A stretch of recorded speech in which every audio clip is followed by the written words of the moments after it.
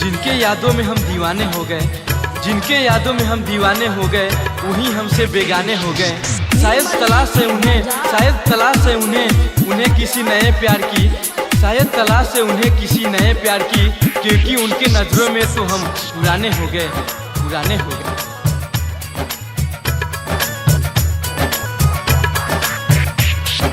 छोरी के ना जाना दिल तोरी के ना जाना, ये जान काहे छोड़ के जाता रू। छोरी के ना जाना दिल तोरी के ना जाना, छोरी के ना जाना दिल तोरी के ना जाना। मरते हैं तुझ पे जानम, मरते हैं तुझ पे जानम, हमें ना भुलाना।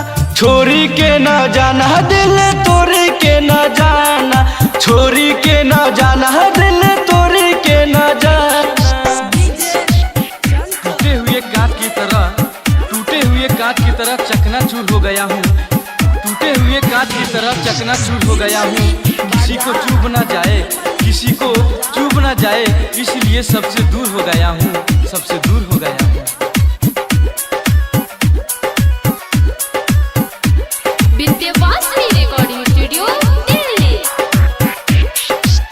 तू तो मेरी जान है, तू ही तो परान है, तेरे बिना जीना एक लक्ष्य का समान है।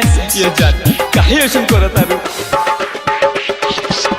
तू तो मेरी जान है, तू ही तो परान है, तेरे बिना जीना एक लक्ष्य का समान है। जुदाई न सह पाएंगे, जुदाई न सह पाएंगे, साथ तू निभाना। छोरी के ना जाना दिल तोरी के ना जाना, छोरी के ना जाना दिल तोरी के ना जाना।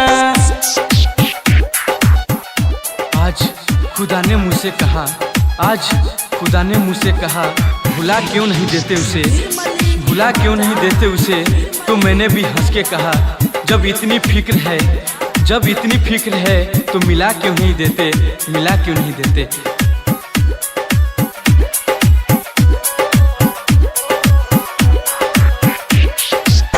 विकी बिहारी को तुम कभी ना रुलाना, वादा किया है तो प्यारे को सजाना।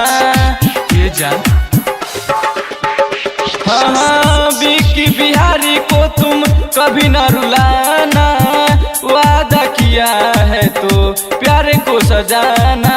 सूरज संवरिया को तुम, सूरज संवरिया को तुम कभी ना रुलाना। छोरी के ना जाना दिल तोरी के ना जाना, छोरी के ना जाना दिल तोरी के ना जाना। Vindhyavasini recording studio Delhi.